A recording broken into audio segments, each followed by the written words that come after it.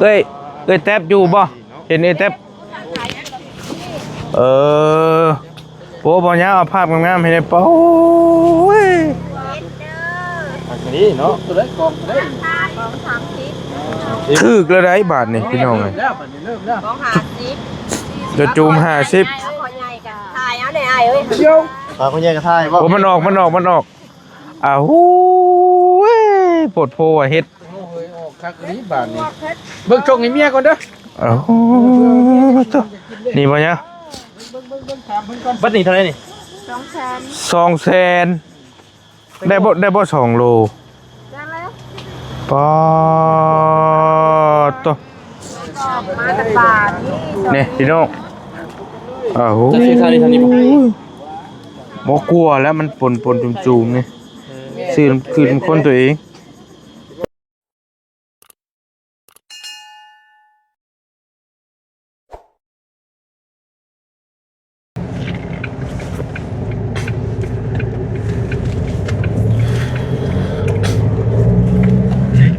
จักสิบ่เนี่ย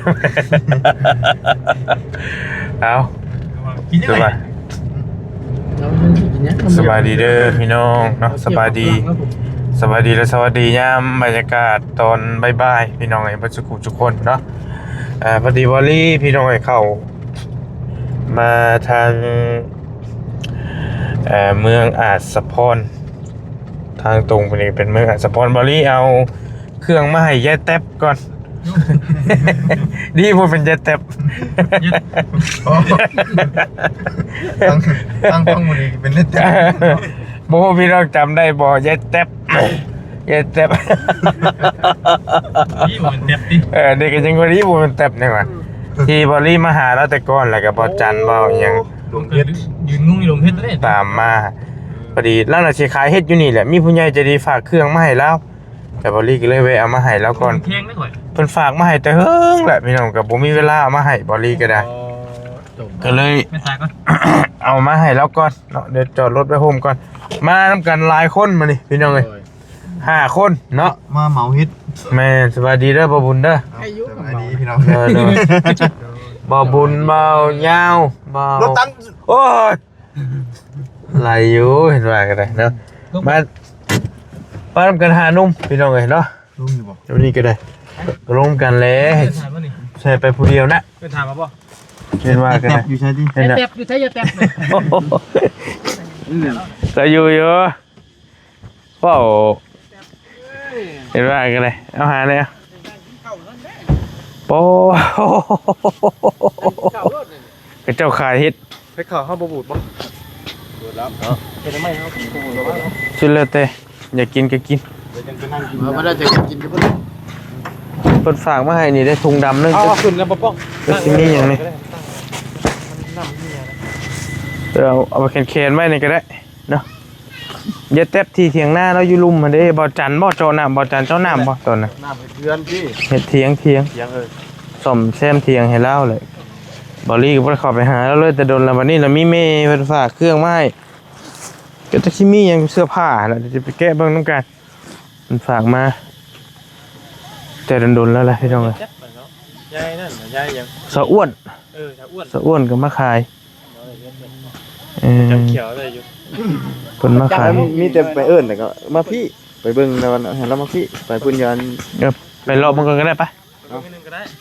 บ๊อบไปเบิ่งสุดแล้วแหละปอเขาเจ้าขายลายดีแต่ว่ายอมแล้วมื้อนี้นะได้แล้วค่อย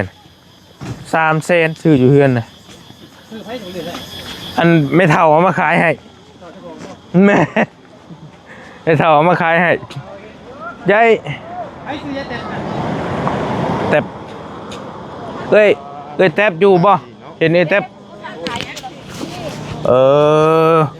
โป๊บ่ยาวเอาภาพงามๆให้ได้โป๊ยอันนี้เนาะตัวเล็กกองเล็ก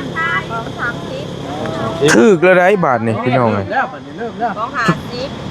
จะจูม50ถ่ายเอาได้อ้ายเอ้ยเดี๋ยวพาคนแย่งกันทายบ่โอ้มันออกอ้าวปวดโพอ่ะเฮ็ดโอ้ยออกคักนี้บาดนี้เบิ่งชงให้เมียก่อนเด้ออ้าวนี่บ่เนี่ยบัดนี้เท่าไหร่นี่ 200,000ได้บ่2โล ได้แล้ว ปอโต มาแต่ป่านี่ นี่พี่น้องอ้าว จะซื้อทางนี้บ่ บ่กลัวแล้วมันปนจุ่มๆนี่ซื้อคือคนตัวเองแต่บ่เว้าเรื่องแซ่บเป็นตุ้ยๆแบบนี้ ซอยเนี่ยลุงเอ้ยหามาแต่ป่า ทำเป็นกองได้กองเท่าไหร่หนู ของงานสิ ว้าวมันน้อยแท้ 50,000 ไกลบ่ใช่ โตบานนี่เด้อเจ้า ไกลเป็ดขาว 10,000อันนี้ 3 ของสาว 3กล่อง20ก็ได้ โอ้เป็ดหลายหน่อย เอามันแข็งบ่เอาก็ได้อะ50นี่ก็ได้มันแข็งนี่ก็ได้เอ่อ ซอยเนี่ยเด้อลุงเอ้ยเฮ็ด จะพาไปกันมาอันนี้เพลงเอาว่าคือมันแค่ ไปรอเบิ่งให้มันชุดก่อนไปไป จะมีตัวน่ะ เพลงบ่ มีกระดาษเนี่ยตัว10,000มันหอมไหมโหถุงก็ได้น่ะ10,000 อันมีจักตัวอัน นี่ตัวก็เราอ่ะ40ตัว ตัวละพันก็บ่ได้เด้นี่เนาะตัวละพันปลาย ตัวละ1,000ค่ะ บ่ฮอด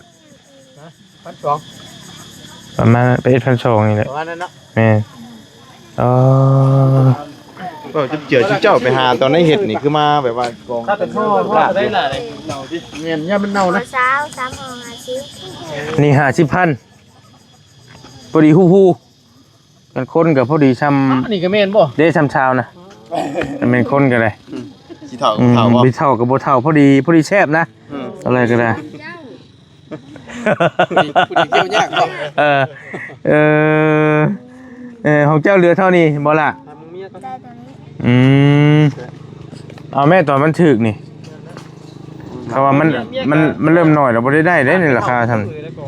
อันเดียวนี่50คันว่ามันช่วงมันแรกๆนะเบิดนี่50 เพิ่นน่ะ แม่นฉะนั้นแหละบ่ได้แล้วนี่เฮ็ดอัน บ่ปานใด 10,000 โอ้สิไปหาเบิ่งมิอันกิน มาเด้อพี่น้องเด้ออยากกินเฮ็ด เฮ็ดไข่ เฮ็ดพวกขาว ตาเท่าไหร่ 200,000 ตาเดียวนะ จะปึ๊ด อันนั้นก็200,000คือกัน อืม เฮ้ยยายเต็บน่ะ นี่ท่องบ่น่ะเจ้าท่องบ่น่ะ เรากินอิ่มเชื่อ บ่แม่นดอกกระเป๋าเงินแล้วล่ะน่ะ แม่น ข่อยเบิ่งคักแล้ว เชิญนะเห็น กำมาเราท่องจำชื่อแล้วอยู่แล้ว แม่นบ่ กระท้อ บ่เฮามีแนวมาให้อยู่เดี๋ยวจักหน่อยสิย่างมาไปรถเฮาจักหน่อยเด้อแม่น ทีมรถเฮ็ดเพาะเจ้าน่ะ บ่ดิเจ้ามีลูกบ่เนี่ย ทงพาย โอ้ยมันคือว่าท่องใช่เนาะ เชิญ เท่าไหร่เจ้าขายเท่าไหร่อันนี้10,000เฮ็ดพ่นหนังแต่ว่านี่ เล่นหนัง ถ่ายบ่ตัวนี้10,000พี่น้อง ตะกี้นี่กี่60 ตะกี้40 50ช่ำนี่ตะกี้โอ้แต่ว่าเราล่างให้ข้างนี้ได้นี่เฮ็ดพ่อพาย ไปล่าง คือว่ามันเฒ่าเลยเนาะ ก็กินได้อยู่นี่บี้บางบ่นี่ ดีก็ได้เด้โดน น่ะเราบี้ให้แซ่บคือกันเด้นี่เฮ็ดพ่อนี่ก็ได้โอ้ รู้เรื่องแซ่บ เฮ็ดเพิ่งอันนี้เฮ็ดเพิ่งเฮ็ดเพาะทางนี้พี่น้องเอ้ยคักกะลีว่าตัวละ10,000เป็นเงินบาทประมาณ20บาทบ่ ล่างนิดหน่อยเนาะตัดตัวนี้นี่2,000 ค่ะมันยังเราไปสนใจยังอ่ะน่ะอยู่ฮะ บ่เดี๋ยวยังสนใจนี่กัน ไปรอมันก่อนไป นอกจากเฮ็ดนั่นมีหยังนะ เลยเดี๋ยวจึงกลับมาปอ โอ้ยน่ะ ยืนงงในดงเฮ็ดเลยบาดนี่พี่น้องเอ้ยลายดีนี่บ่โธ่ เข้าแรก โธ่บ่บุญมันยังกระโดดแฮะ สิเฮ็ดพวกไว้เนาะ ฮะแม่หอยก็มี คือตัวนี้ ผมได้หอย น้ำเยี่ยวก็มีเอ้ยว่า น้ำยาจะว่าพัน น้ำยา อยากได้มาก ดาวเด้อพักข่อยว่า น้ำผึ้ง แม่นเรา น้ำผึ้งแท้ แม่นที่ดอกนอกเขาไปเห็นน้ำเยี่ยวก็มีข่อยก็ว่าน้ำได้เจ้าข่อยก็ว่าน้ำได้เจ้าพาข่อยว่าน้ำเป็นน้ำเจ้าเด้อ น้ำผึ้งพี่น้องผึ้งแท้ แท้แล้วน่ะจนมีหนทางมัน ของเพิ่งเดือนที่เดือนนะเนาะ แม่ เพิ่งเดือน6ป่ะ น้ำผึ้งเดือน6มันบ่หวานบ่บ่ปานใดบ่ เก็บน้ำคนเลยเนาะ เมื่อแข้งชูเพื่อนแน่ อืม เข้ากล้องเลยเพิ่นมือ ใช้ไฟเมื่อยกับกล้องใช้แหละ แล้วพายมือแหละนี่ของแม่กล้องก็ไปชื่อเฮ็ด嗯เฮ็ดแล้วเฮ็ดมาแล้ว โยตอนนี้นะนี่มันก็จะตั้งได้ชื่อเนาะอยู่วันเลย เฮ็ดของก็10,000ก็ขายนี่ก็15นี่ ตะกร้าหันแช่นึงเนาะตะกร้าหันเนาะปาต เต็มที่ดอกบ่แรงผัวข่อยข่าวเบิ่งเห็นอยู่ เห็นกันคักได้เจ้าพวกเด้อกองสาวเด้อนี่พวกกองสาวพัน ชาวพันธุ์อันนี้ก็ได้บ่ตูนเลย เด้ในกอง15นี่ แม่บ่ซื้อดีโลปาต ไปเขาก็ขูดกินออกเลยเอาดิ แม่ มันจะเบาหวาน แม่พอดีกินจำนี่แซ่บๆเด้อนี่เอาบ่ได้แล้วบ่เอาบ่ ยังหมูมีแล้ว ฮะ ยังหมูมี บ่มีก็เอาบ่รู้ว่าจะได้ มันสิบ่นั่น บ่าวเอ้ยกระเทินข่อยข่าวกล้องมาชื่อเด้อเฮ็ดข่อย เราไปทวงแล้วบัดนี้ไปเด้กล้องใส่เราคักชับ ผัวข่อยเบิ่งมาแล้วผัวข่อยดีใจว่ากระเจ้ามาซอยอยู่เนาะเฮ็ดน่ะเนาะ ไปสัตว์ไปก้อนสัตว์โลกไป เดี๋ยวลูกมาขายซอยแม่เด้อพ่อแม่ได้ซื้ เฮ็ อ ด ยา เพื่องก็มี ปอมทะเลเพื่อนนี่ โต พ่อแม่ซื้อยาจะทำหมากแม่ยังไม่ขายทุกที เท่าไรแม่นี่ กองช้างแม่ ชาวพันธุ์คือกันในประตูนี่ ขาย เริ่มลายเนาะเริ่ม แม่ ขึ้ เดี๋ย น วได้ เนาะ ขาย ป่า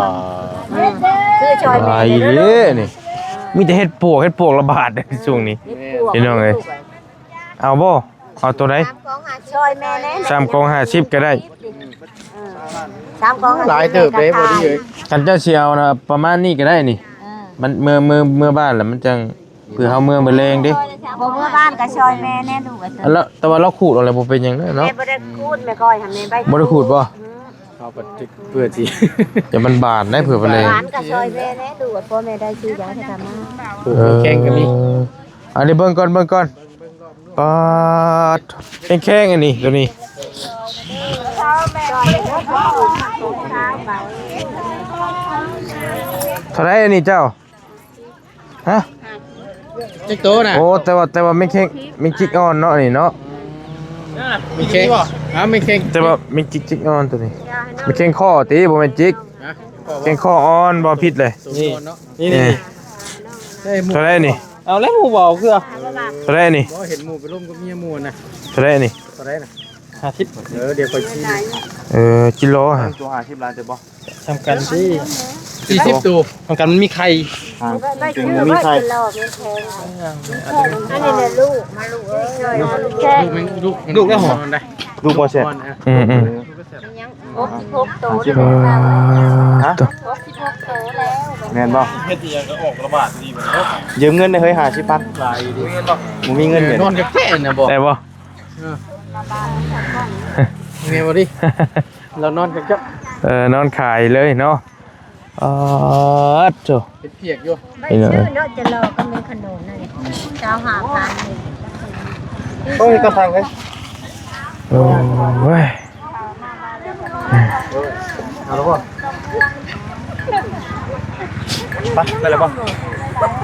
ก็เลาะเมื่อไปชุดระบมูบ่ได้เอาหยังอีกบ่ซั่นน่ะฮะ ใกล้กับสิเดินทางอยู่บ่ดี ฮะฮะมั่งแล้วแม่เป็นนี่บ่นี่ ไม่ชื่อชอยแม่บ่ลูก น่ะบ่เอาบ่ ฮะ บ่เอาบ่ ไปหน้าอยู่ ไปน่ะอยู่คันเอาแล้วเอาตัวจูมน่ะได้อยู่ตัวสุดจูมๆน่ะ นี่กองสิ5,000นี่เด้นี่ตัวมันจุ่มจนมันบ่คือนี่ค่ะ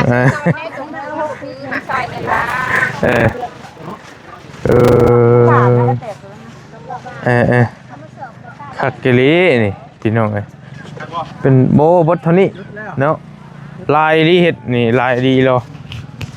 โอ้อยู่นี่ ล่างเก่าก็คือ เออ กินไข่ครับ ไปเอ้ยไปหาเอาเนี่ยอยู่รถนั่นนึง ขอเวลานี่เอ้ยอย่างก็เอ้ยแท็บ เอ้ยแตบ เอ้ยแท็บบ่ แม่นแตบ ขอเวลานี่เอ้ยแท็บ แตบแตบชื่อแล้วนะแตบบ่มีใครเอาบ่ฮะ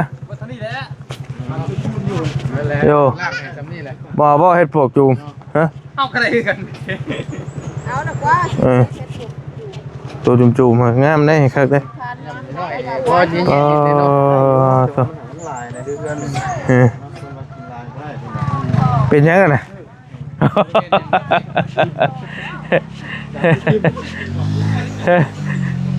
บ่อยากได้อยู่แต่ว่าชื่อแล้วข่อย3เซนอยู่ในเฮือนน่ะ โลกนี้อยู่ที่พวกงูคุยละจ่ายไปสิเลย เชื่อเราอยู่ร้อยอีหลี อ๋อง่ายอยู่บ่เสียงอยู่บ่ แม่เสือเราอยู่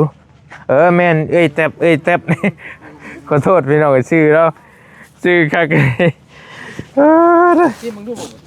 โอ้ชิมบ่ได้เลย กันว่าผู้หนึงผู้เดียวนี่จะไปเลาะเด้อ อันว่ามันสีนั่นบ่นะมีสีขึ้นอยู่บ่ชิมชิมชิมว่าเนาะ จำบ่นี่บ่บ่ได้ตัวชิมเบิ่ง นี่ เขาเส้นเฮาบ่จักไดเจ้าเบิ่งซื่อๆหั่นน่ะบ่มีสิมีผิดมันบ่หั่นน่ะเทื่อชื่อบ่ได้มีได้นี่มันแข็งหอม มันแข็งหอม มันเย่ยากนะ อืม เบิ้งแหน่เพิ่นยิบน่ะตัวกับเต็งถอดตัวนึงนั้นมันก็เย่ยาก พอนะเฮ้ยพอนะปะมันสิใส่เอาหาได้ครับอันมาพี่เอ้ย เหนื่อยน้ำเด่นดอ เอา ก สิกินก็กินเอามีผู้ใหญ่เอานางลงตะกูมีผู้ใหญ่ใจดีเพิ่นฝากเครื่องมาให้เจ้าเพิ่นฝากเครื่องมาให้ก็แต่โดนนั่นแหละบ่มีเวลาเอามาให้ที่จังเป็นเสื้อผ้าหน้าแพรพี่น้องก็ลายไว้ปั่นลูกเต้าใส่เด้อให้เบิดนี่แหละมีลายอย่างตัวเก่าตัวใหม่พี่น้องก็มีแต่ใหม่ให้แหละถ้าส่วนลายครับ ผู้ดีปวดแล้วเลย นี่ไปได้ผัวแล้วเลยเป็นนี่ได้อยู่ดีมีแห้งอยู่บ่ซุมื้อนี้ก็ได้ มันก็เดี๋ยวว่าเราท่องสะดอก แต่เถิง หึ เอาเฮ็ดนี่ นี่บอกแล้วจักเดือนแล้ว กระเป๋าเรา โอ้ยเล้ว เคยว่าอยู่นะ เอาคือตัว เป่าเงินเรา ตัวกันเลยบอกอย่าบอกนั่นเองกูว่ามันมากันเลยเอาไม่เฮาบ่เฮ็ดนี่ขอบใจได้หลายเด้อเอ้ยเด้อนอนอยู่ไสซุมื้อนี่ฮะนอนอยู่ไสนอนอยู่นาอยู่เถียงนานี่บ่ซื้อเจ้าดีซื้อจะได้ก็ซื้อเจ้าน่ะเฮาอยากลืม เต็บ บ่ เป็นบ่ แม่น ขอโทษได้หลายพี่น้อง มันแตกบ่ ผมไม่ชื่อแท็บบ่ แตกเนาะ แม่น มันกระแตบ มากระแตบ มักกระแท็บเฮานี่แล้วว่ะมักอันนี้เฮานี่แล้วว่ะ แตบนะฟังยาว เพิ่นบ่ตายว่าเธอ ตายแล้วบ่ตายคำเฮาบ่มัดถูกมัดมันก็บ่ตาย สิเอาเมื่อแรงพุ่นบ่เอาบ่ได้ไปขั่วชูหมูชูพวกกินบ่แท้ คือฝากเมีย ผักเมียบ่เจ้ากะ ๆเมียแล้วเมีย โอ้ ผมมัก ตาย นี่หลาย อันดับหนึ่งแล้วเมียผมมักเป็นอย่างนี้เอง เพราะว่าตัวพ่อตัวก็ชิมกิน เนาะ ชิมจืดกะ เห็นหน่อย กองใดค่อยฝาก เสื้อผ้าแม่นเบิดนี่แหละ แล้วเลยเนาะ ไปลูกเจ้าจะคนลูกเจ้า สี่คนเนาะอันบ่ได้เข้าไปแต่เฮิงอันตอนนั้นบ่จันเฮ็ดหยังให้นี่ก็ตอนนั้น เฮือน เป็นเฮือนเลยบ่บ่อยากชื่อได้บ่ลีก็ได้เฮือนใหม่บ่ตอนน่ะฝนตกพาลงก็โอเคอยู่ติบ่ได้โอเค ขายได้จักพันแล้วมื้อนี้เอ้ย ยังบ่ได้พอพัน ยังบ่ได้พอพันอยู่บัดคือมาให้เฮาซะอันแต่คือบ่ไว้ขายซะ เอาไงเมื่อกี้ บ่ได้มีได้เฮ็ดพวกน้ำหมู่บ่เจ้าน่ะ มาเทศพ่อเราจะเนาะ มันแต่เฮ็ดเพาะเราล่างคักนี่พี่น้องเอ้ย สบายได้แล้วบ่ดิ ฮะ ซื้อเลย แกงด้วย มีจักกองของเจ้าน่ะนะ มีชี สี่กองหนึงบ่ยังเหลือจักกองบัดนี้ เหลือสาม เหลือ3กอง รอให้สองนึง ไปเอาไม้เฮาสบายบัดแล้วเฮาสิซื้อซอยไปสบายไปใช้ถุงไม้เฮาสบายเอามาสิซื้อซอยเจ้าเดี๋ยวเมื่อซะกระบาดแล้วมันขายได้พี่น้องเขาเจ้าต้องเลือกซื้อได้บ่แม่นว่าคนใดคนหนึงเลือกเลยตัวนี้ มันเลือกเลย มันดีตรงที่ว่านั่นบ่ดี ฮะเอาละ เฮาเพราะว่าเพิ่นล่างไว้ให้แล้วและเฮาบ่ยากในการสิล่างเพราะว่าล่างเฮ็ดพ่อพายนี่ยังยากเด้ บ่ง่ายเนาะตัวกินก็แช่เพื่อกันแม่น มั บ่ นอ่อนแช่คือกัน อืม แค่ให้พ่อนั่งแต่เวลาเฮากัดนั่งมัน ตึบ มันกึบ อันนี้มันเป็นจังได๋ตัวนี้ มันอ่อน อันนี้แซ่บกว่าซั่นน่ะฟังว่าน่ะ แม่น อืม ลองเบิ่งเนาะยังบ่เคยกินเกลือบ่ กับข่อยมันบ่ค่อยอยากจื้อคำว่าเฮ็ดพ่อหนังกับเฮ็ดพ่อผายมันคล้ายคลึงกัน เจ้ากัดเบิ่งรวดถ้าพ่อนั่งน่ะมันสิออกเหนียวๆแน่ยำกึบๆดอก อืม ให้พ่อพายมันสิอ่อนนั่นแหละ โดย แกงแซ่บคือกันล่างพ่อพายย่างเด้เพราะว่าเพื่อนพูดที่ดินนอกนี่ก็โอ้ 10,000เดี๋ยวนี้สิเป็นช่องกองเนาะให้บ่ลีนี่20,000นี่ แม่น มันหลายเฮนะเขาเจ้าแข่งกันขายเจ้าของไผ่ของยาบัดที่นี่ โอ้ยสิขายแพงเมื่อแล้วบ่ดี ขายแพงบ่ได้เจ้าขายแพงเจ้าก็บ่ได้ขายแล้วเจ้าก็ไปซื้อหม่องอื่นพี่น้องเอ้ยเนาะต้องหลายอีหลีพี่น้องเอ้ยดงเฮ็ดเลยมื้อนี้แต่ว่ามื้อเช้านี่ก็ได้แล้วบ่เจ้าบ่ทันได้บ่ มื้อเช้านี่นะพูดนั่นน้องชายหาไหลงวดไปชงมื้อเช้านี่ เป็นจังได๋ได้แล้ว ได้แล้ว อืม มันออกลายได้เขตทางเฮาเดี๋ยวนี้บ่ดีช่วงก่อนๆมันออกเขตทั้งพี่ แม่น ว่ามันเอา แม่ได้แล้ว300,000ก่อนเต็มถุงยางบักใหญ่นี่ บ่ เมื่อกินอีกนี่ ใครเอามาขาย ไม่เท่าไง เจ้ามาขายให้ แม่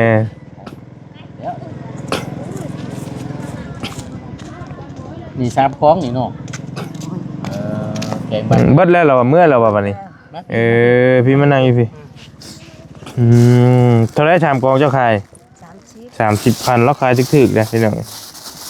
จะได้เจ้าจะได้เมื่อเลยแหละที่จะเอาเสื้อผ้าเมื่อแบ่งให้ลูกให้ต่อใส่มีแต่ตัวงามนะพี่น้องเมนเบิดเลยนี่ฉะนั้นก็เขาซื้อซอยเอาให้เบิดเด้อขอบใจหลายๆพี่ยามมานี่ใกล้ๆเฮานี่นั่นนึงได้หันหน้าไปเบิ่งกล้องแล้วนี่โอ้ได้แล้วบ่ยาวทั้งน่ะจื้อเฮาโอ้ตกใจนี่ไม่จะได้ตกใจจื้อเฮาอยู่แล้ววะจื้อกันอยู่แล้ววะ โดย พี่น้องเอ้ย เคยมูลเรียบร้อยแล้วบ่กองเท่าไหร่น่ะ ซื้อมาให้น้องนะ น้องคนได้ น้องสาวเขาเลยมีผัวแล้ว ข่อยก็บ่ได้สนใจหรอกมีบ่มีนะข่อยก็มีเมียแหละ 50,000เลย อันฝากเจ้านบมือขอบมุกขอบใจผู้ใหญ่ใจดีเพิ่นแน่อยู่ในกล่องเพิ่นเบิ่งเพิ่นเอามาแต่จังหวัดโคราชเพิ่นเอามาฝากเจ้าเสื้อผ้าเด้อเด้อ โดย โอ้หมองเก็บเงินเราก็คักกะลีอันนี้ได้นบมือขอบมุกขอบใจเพิ่นแน่ ขอบใจหลายๆเด้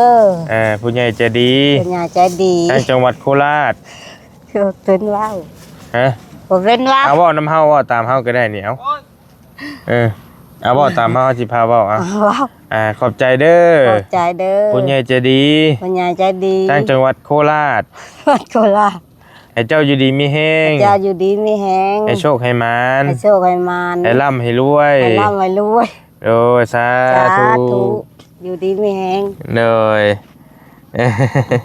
หาก็ได้นี่บ่หาก็ได้เฮาให้นี่บ่มื้อนี้ แม่น 50นี่ แม่น โอเคเอาไปป้าก็เด้อสิพาไปเวียกพลานผู้พี่น้องเอ้ยเด้อไผสิเอามาเอานี่ผัวเจ้าอยู่เทียงบ่ เมื่อเอง ได้อยู่บ่น่าเติบอยู่ได้โอเคซะนะเด้อเอาอยู่ดีมีแฮงขอบใจ ขอบใจหลาย ไปป้าก่อนมาปึ๊บไปพี่น้องไอ้มื้อวอลลี่ก็ขอตัวเดินทางก่อนบัดนี้สิไปทางพารานโตเนาะก็ขอขอบคุณขอบใจขอขอบคุณกับคุณในหลายทางแม่กับพ่อเพิ่นที่เพิ่นเอามาให้วอลลี่แต่ก่อนเพิ่นแหละมีโอกาสก็เลยเล่นเอามาให้แล้วพี่น้องเนาะก็มานำกัน 4-5 คนมื้อนี้ก็ได้มีแต่ชายชะกันเนาะแล้วก็พาพี่พี่น้องไปชมอยู่ ดงเฮ็ดป้าหลายเลยกำลังระบาดพี่น้องหลายแห้งมาซื้อเด้ออยู่โค้งเอิ้นบ้านพี่ชังบ้านนาเพกบ่ก่อนเลยทางบ้านนาเพกเข้าไปนี่พี่น้องเนาะไปอยู่ดีมีแห้งบ่รีขอโตวจบคลิปเดินทางก่อนสิขึ้นไปบ้านน้องพรพุ่นเลยพี่น้องแนวใดก็จังว่ากันพี่ดีมีแห้งพี่น้องร่ำรวยเด้อ